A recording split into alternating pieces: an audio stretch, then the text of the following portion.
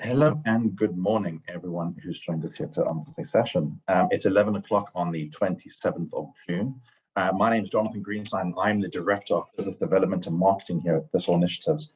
And welcome to today's webinar, the SA Consumer Duty, Price and Value Outcome Q&A panel, hosted and presented by Thistle Initiatives.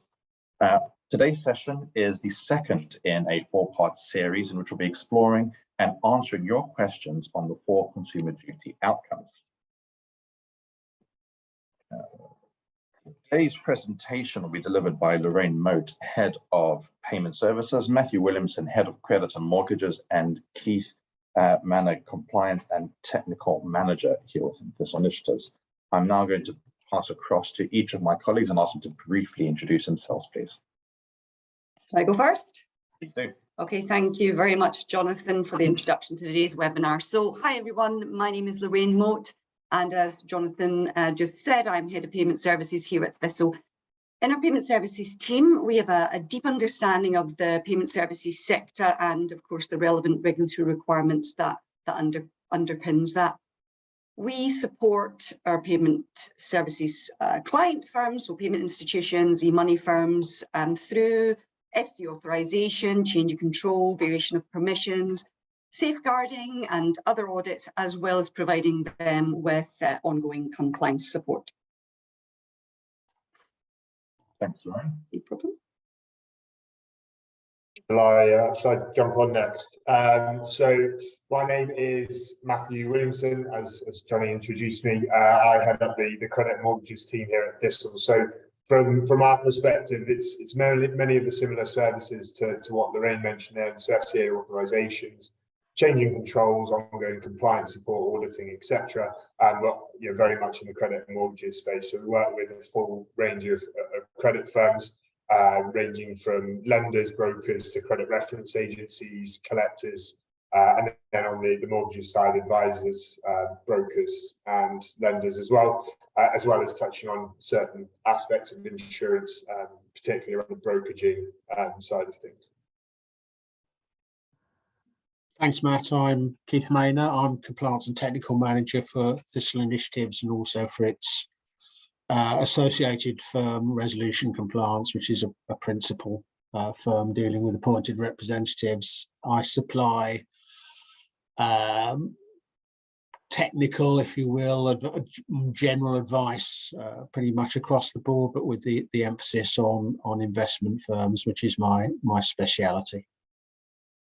Thanks, Keith. So to briefly introduce Thistle Initiatives, we are a specialist governance, risk and compliance consultancy and have been supporting firms in the financial service industry for the last 10 years.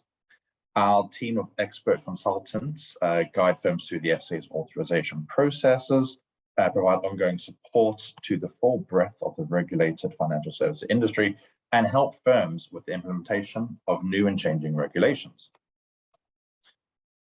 Now, in terms of today's session, I'm going to invite Lorraine to briefly introduce the Consumer Duties Price and Value Outcome.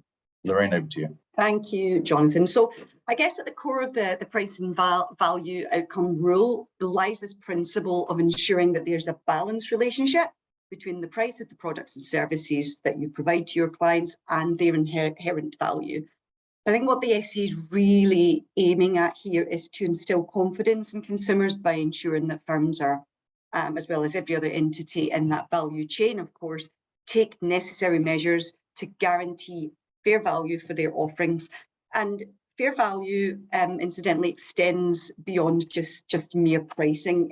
It encompasses the correlation between the price paid by a customer and the overall benefits they reasonably expect to derive from a product or service. And I think at this point, it's important to note that a product and service with a lower price tag may not necessarily mean that it's going to deliver fair value. But I'm sure that the audience here today would agree that I think certainly when I'm speaking to clients, it's the price and value outcome rule, along with that requirement in respect to dealing with vulnerable customers and those with protected characteristics, is the question that presents unique challenges that I think firms are going to have to take some careful consideration over as they implement the duty. Thanks, Lorraine. Now, before we begin properly, I'd like to cover a couple of brief housekeeping points for everyone who's joined us here. Either the top or bottom of your screen, depending on how you have it configured, you'll see a button called Q&A. If you have any questions, please can you ask them in there, and we'll try to get through as many as we can on today's session. Please bear in mind we have had a lot of questions come in from people when they've registered, and those will be looked at first. If you have questions, please do not put them in the chat function because this will not be monitored.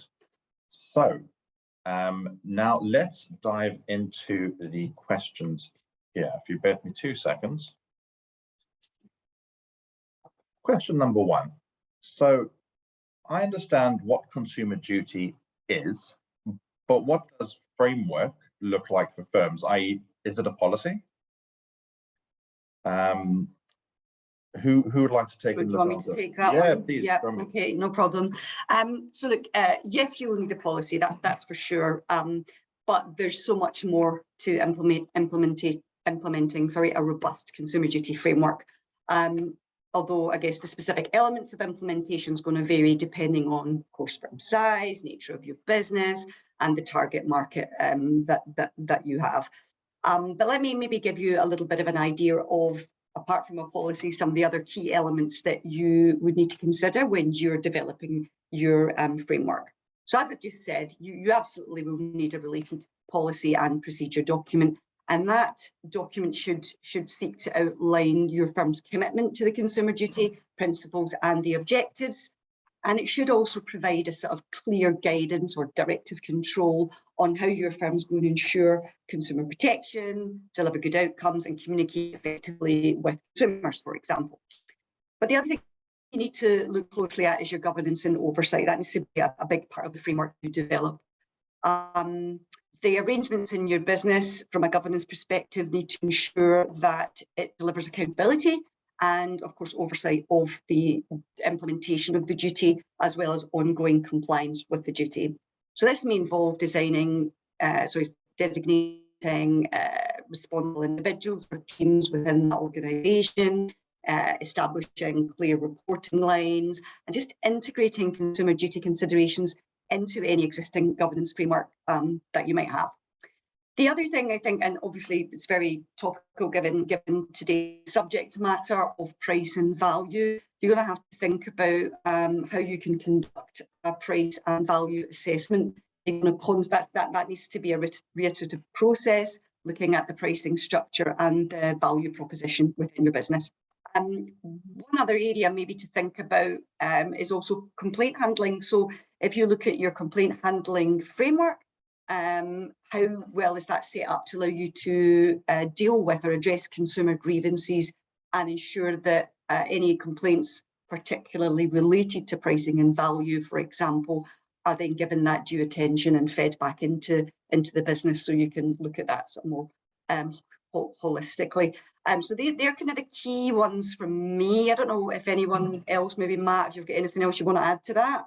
I was literally just about to say, Lorraine, I completely agree with all of those points. I suppose just a couple of additional ones that I've been seeing on my side as well. And I think certainly, this potential aspect around consumer communication strategy is going to be picked up further on the next 2 webinars, but I think that's incredibly important as well. So, from an understanding perspective, making sure the customer is fully aware of the products and services that are being offered. That certainly for today's webinar, the pricing structure is very transparent, and that people understand what the relevant additional charges, perhaps, for example, might be, and those aren't hidden risks associated. And again, I think we'll come on to those further in the next couple of webinars.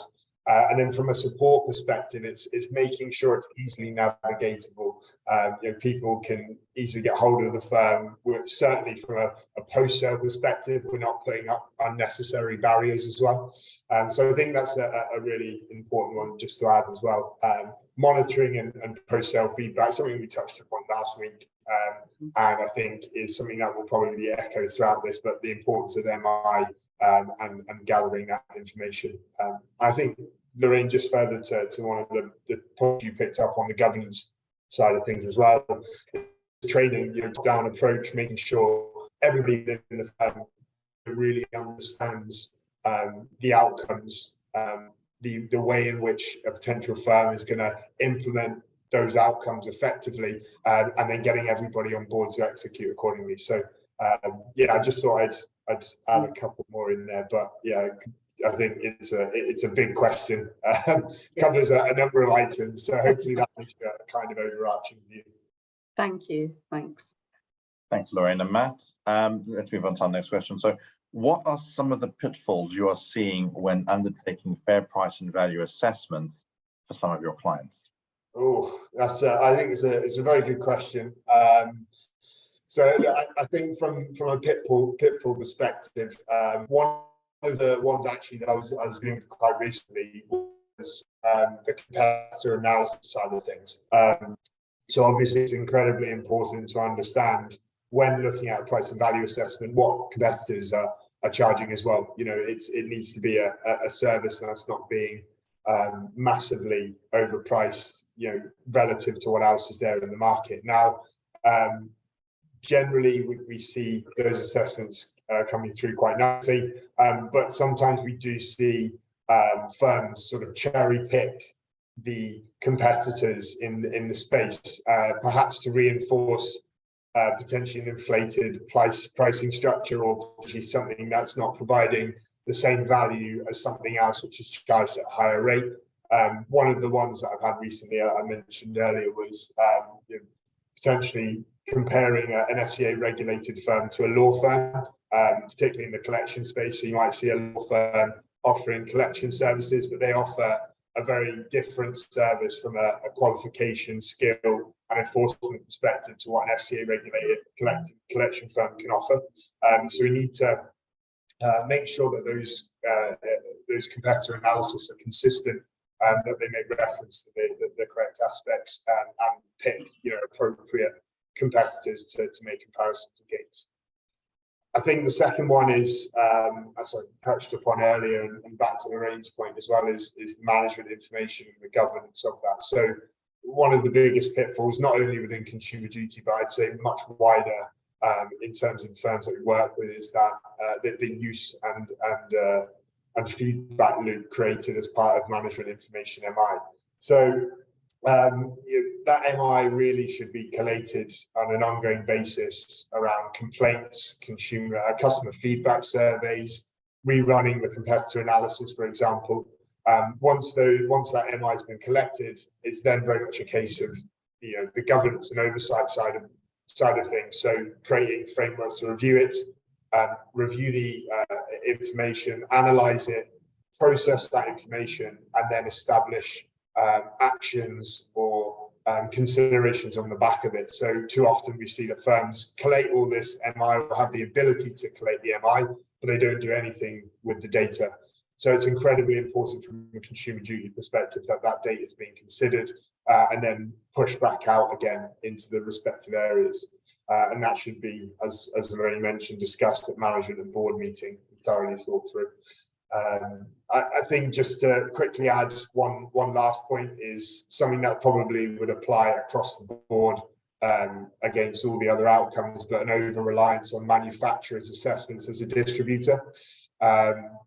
So I'd say, you know, looking at the manufacturers' assessments are incredibly important, but perhaps don't rely on them completely.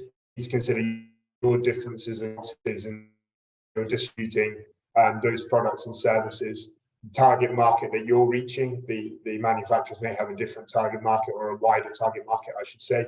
But then also considering whether the manufacturer's pricing and fair value assessments actually fit in with your customers and your outcomes, because actually it might not be appropriate for you to roll the product out. So I think those are sort of three key pitfalls we're typically seeing in space at the moment. Thanks, Matt. Let's move on to the next question. I'm conscious of time here. How will the FCA test a firm's approach to price and value?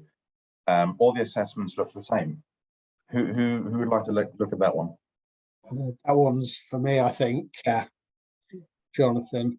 This is a very good question, and we don't really know the answer to it fully yet. And I think most firms are going to find that the The testing will come after the deadline of the 31st of July. I think that's pretty much certain.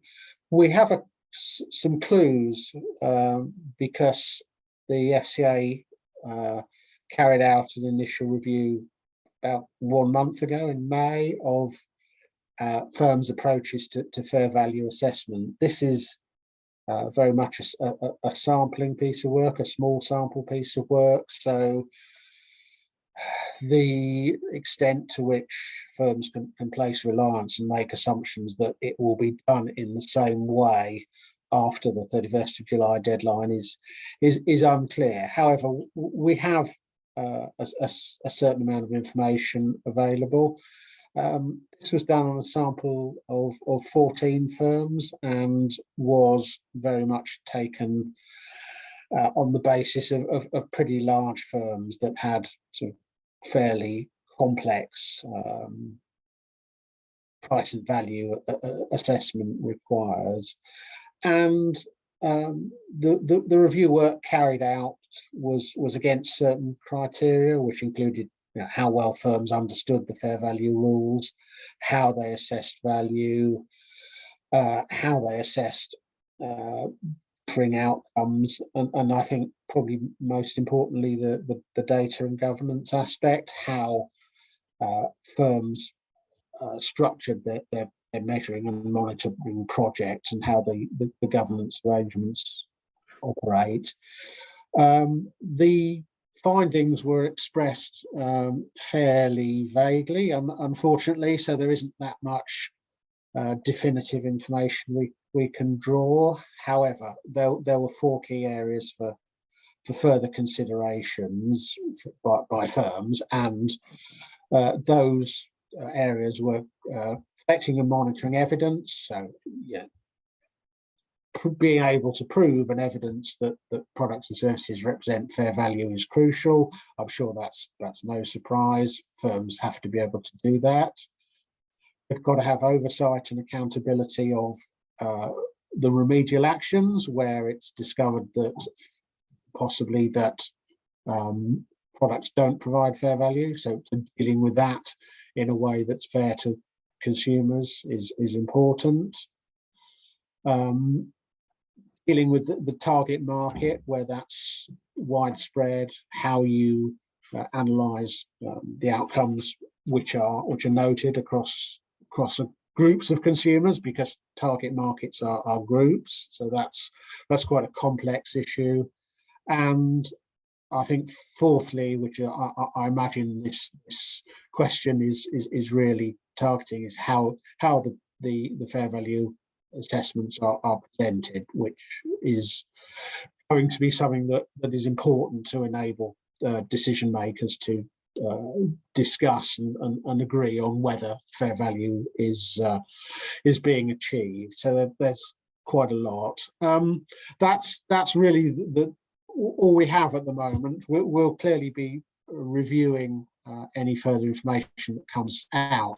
That's likely to, I think, after the initial deadline of 31st of July has gone. Thanks, Steve.